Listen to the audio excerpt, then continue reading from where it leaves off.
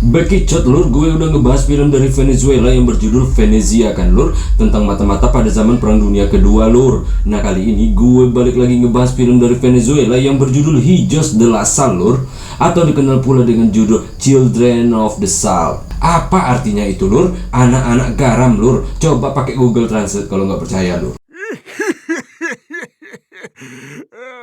Film ini disutradarai oleh duo sutradara lur, yaitu Andres Eduardo Rodriguez dan Luis Alejandro Rodriguez lur. Mereka pun langsung menulis skenarionya. Ini film dibantu oleh Carlos Tavares ya lur. Bukan film odong-odong ini lur. Film yang dirilis di Prancis pada 28 November 2019 ini memenangkan semua ajang festival film yang mereka ikuti lur. Totalnya mereka memenangkan 8 penghargaan ya lur. Salah satunya yaitu Festival del Cine Venezolano 2018 di Venezuela. Mereka menjadi film yang terbaik sekaligus aktor, aktris dan director terbaik ya lur. Luar biasa lur. Film yang mengusung genre drama ini pun mendapat rating 6,0 dari IMDb. Nah gimana lur, mau lihat ulasannya lur? Monggo lur, katakan apa aja yang mau kalian katakan lur, terutama Bekicot.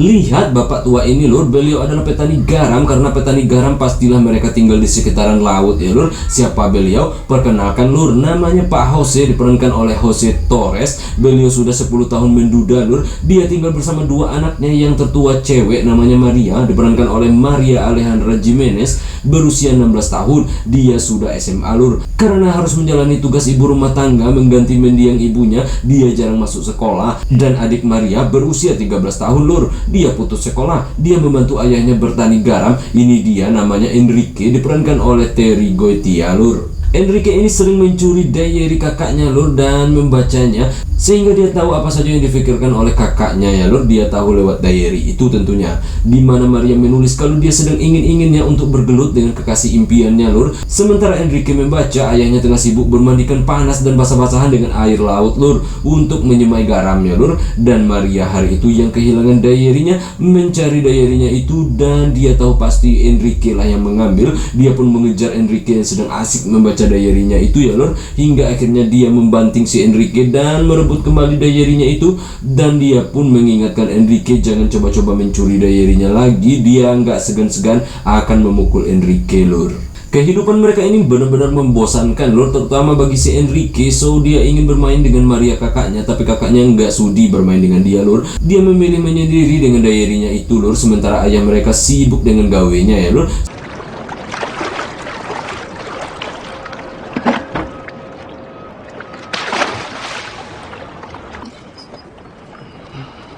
So Enrique pun harus mencari kesibukan untuk dirinya lur. Nah malam harinya suasana panas sekali lur. Terlihat peluh keringat di tubuh sang ayah. Hanya di malam harilah beliau bisa beristirahat ya lur. Sementara itu Enrique tiap malam hari membuat api unggun untuk mengusir nyamuk, dan dilakukannya setiap malam lur. Dengkuran ayahnya yang sedang tidur itu begitu keras lur. Maria sempat berpikir ayahnya yang sudah rapuh ini demam lur.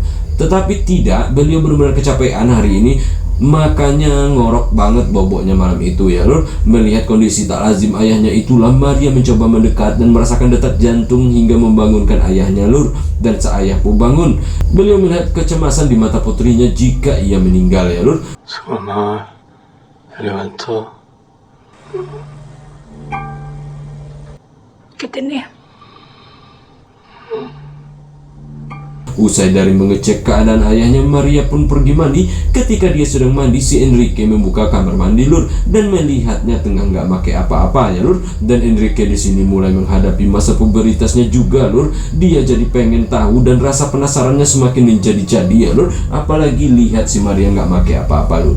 Esok malamnya ternyata sang ayah benar-benar sakit lur, sehingga si Enrique meminta tolong ke tetangganya untuk membuat obat tradisional. Dan malam itu Enrique nampak gelisah dan takut lur kalau ayahnya benar-benar sakit parah. Dan usai Maria mengantar tabib yang mengobati ayahnya, dia dipanggil oleh sang ayah mendekat lur. Dan ayahnya di sini nampak memberikan wasiat kepadanya. Vaya por favor. Tan crecida, hija. No más así. Lo repito hoy. Diawali dengan ayahnya memuji kecantikan Maria seperti kecantikan sang ibu, dan beliau di sini meminta Maria untuk menjaga adiknya si Enrique. Apapun dimanapun si Maria, Enrique harus tetap bersamanya. Sementara itu Maria ini membenci Enrique ya lur, dan si bokap pun memeluk dan mengecup si Maria lur. Beliau mengatakan Maria mirip dengan nyokap dan dia sangat cantik. Nah di sini Maria tampak tak nyaman lur, karena gelagat si bokap udah beda banget lur di malam itu. Kenapa seperti ini, pikir Maria, entah kesurupan entah apa lur. Si bokap tiba-tiba saja pengen geludin si Maria. Beliau grepe-grepe sana sini, sempat si Maria mau digeludin ya lur, karena kan dia sedang pengen-pengennya seperti yang ditulisnya di diary-nya itu lur. Namun Maria tiba-tiba tersadar, dia pun akhirnya pergi menjauh dari si bokap lur, dan ini terjadi saat Enrique tengah terlelap tidur ya lur. Dan si bokap pun berdiri, ternyata beliau sehat-sehat aja lur, nggak sakit lur. Hade. Beliau pergi keluar mencari Maria, kemana dia pergi, dan Enrique pun tak lama kemudian terbangun dan pergi mengikuti si bokap. Dia juga terkejut, kok bokap bisa berdiri. Nah di momen inilah hal mengejutkan terjadi lur. Ketika sampai di gudang belakang, Enrique terkejut melihat ada kakaknya si Maria, dia sedang nangis. Dan di sini ternyata Maria menangisi kematian bokap mereka lur.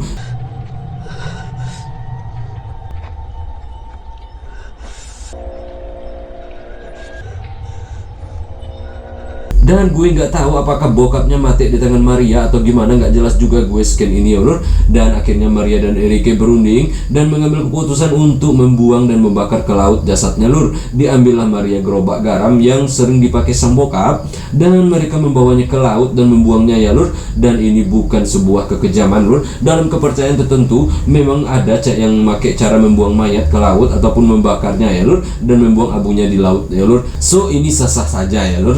Nah di scan inilah kita tahu kalau bokap mereka mati di tangan Maria lur. Karena itu permintaan bokapnya sendiri lur. Beliau sudah mulai merasa sakit-sakitan daripada menyusahi anak-anak, mending beliau mati aja. Begitu ceritanya ya lur. Kenapa di sini kita tahu seperti itu? Karena di scan ini terlihat tabib yang mengobati bokap mereka menampar si Maria lur, karena beliau menyesali perbuatan Maria ya lur.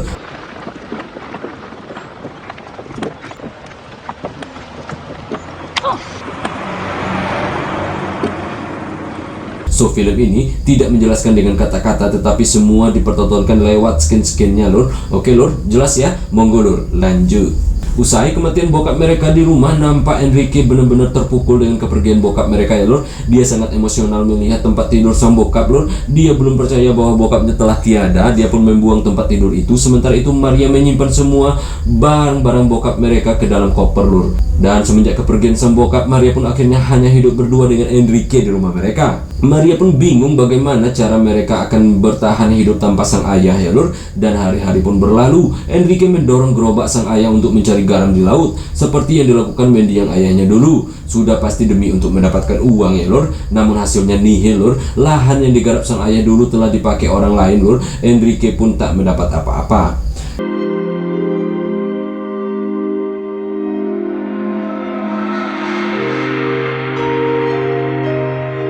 Kehidupan Maria dan Enrique berjalan sangat monoton lur, melakukan kegiatan yang itu-itu saja setiap hari, sementara uang mereka hampir habis karena hidup berdua saja. Mereka pun jadi sangat dekat sekali ya lur. Suatu hari saat Maria mencuci, Enrique menemaninya dan mereka pun mandi bareng lur, dimana ada sesuatu di kepala Enrique saat dia mandi bareng dengan Maria, kakaknya itu ya lur, dan Maria memeluknya sebagai bentuk sayangnya ke si adik lur. Esok harinya Maria masuk sekolah, sementara itu si Enrique pergi kerja mencari lahan baru untuk mendapatkan garam, hingga akhirnya dia menemukan lahan yang sangat banyak garamnya lur. Enrique mulai bekerja di situ. Sementara itu Maria pulang sekolah, dia dijemput oleh seorang preman pasar lur, seorang pemuda yang jauh lebih tua darinya. Dia membawa Maria jalan-jalan hari itu ya lur, hingga akhirnya pada malam hari Maria pulang dalam keadaan kusut sekali lur, dan Enrique telah menunggu Maria di depan rumah. Enrique nampak marah sekali melihat Maria seperti itu ya lur. Nah Maria mulai mengalami masa-masa puberitasnya lur. Dia mengambil gaun pengantin mendiang ibunya dan memakainya. Di sini digambarkan kalau dia sedang pengen kawin ya lur. ना जाने कैसा एहसास है बुझती नहीं है क्या प्यास है. Sementara itu pula si Enrique tengah sibuk mengais rezeki di lautan lur, mencari garam. Dia mulai bisa melakukan tugas-tugas ayahnya dulu ya lur.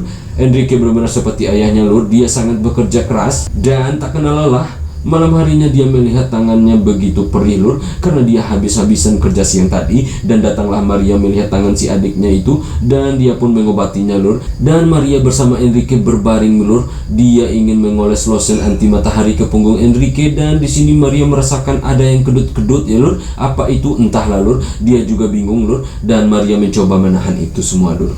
Hari-hari Enrique terus saja berkutat dengan garam di laut lur. Dia benar-benar habis-habisan untuk bekerja mencari uang, mengganti tanggung jawab mendiang sang ayah. Ini juga semua dilakukan untuk menyelesaikan sekolah sang kakak ya lur, yaitu Maria Mercedes itu lur. Dia memikul tanggung jawab yang seharusnya belum patut untuk dia pikul lur. Ini benar-benar menyedihkan melihat skin ini. Dia bergaul dengan bapak-bapak yang seusia mendiang ayahnya. Dia pun mulai tumbuh dewasa lebih cepat melebihi usianya, semua karena pergaulannya itu lur. Recuerdo de la infancia de nosotros. Cuanto más suave, cuanto más carga, más cobra. Sigue tú.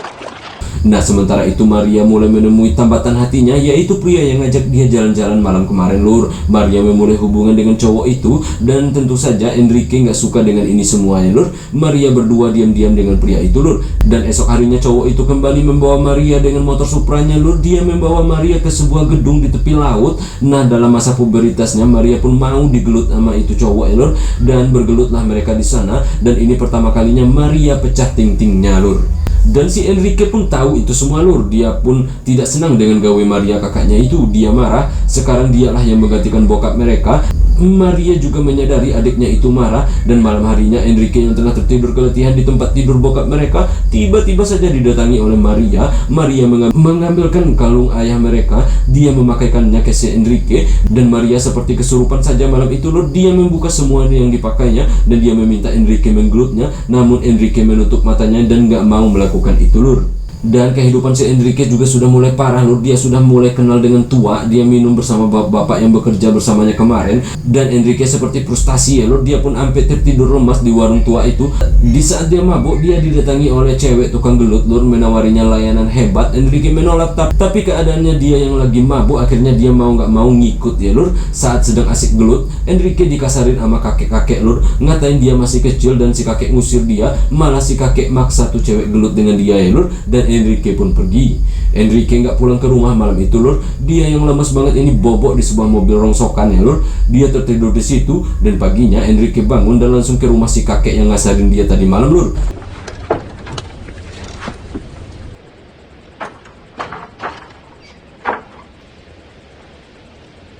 Dan Enrique yang marah dikata-katain itu akhirnya ngabisin beliau hingga akhirnya beliau mati ya lur.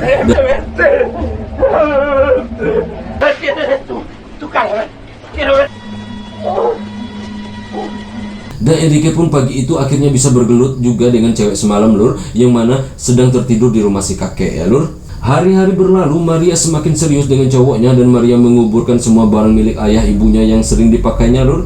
Dia ingin melupakan mereka dan memulai hidup baru. Dan siang itu dia kembali bergelut dengan cowoknya di sebuah gudang dan Enrique mengikutinya dari belakang. Enrique pun menyergap mereka berdua yang tengah bergelut itu lur. Enrique menegur dan meminta itu cowok pergi dengan cara melemparkannya pakai batu ya lur. Nah, karena cowok itu marah, akhirnya dia mengejar Enrique dan Enrique lari lalu bersembunyi. Pria itu pun akhirnya pergi lur.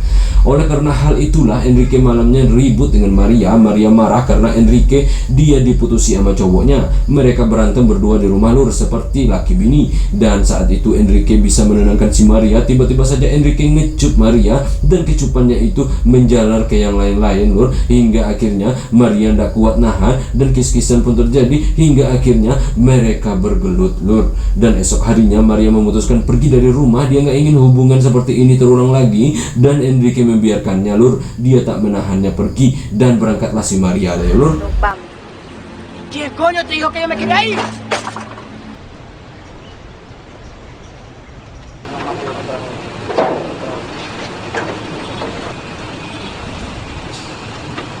Sementara itu si Enrique melanjutkan gawinya bergelut dengan dunia pergaraman lur di laut. Nah, sepanjang perjalanan Maria selalu terbayang dengan wajah adiknya itu lur. Hingga akhirnya suatu hari si Maria kembali dan mereka pun bergelut di tepi pantai lur. Film ini pun akhirnya tamat lur.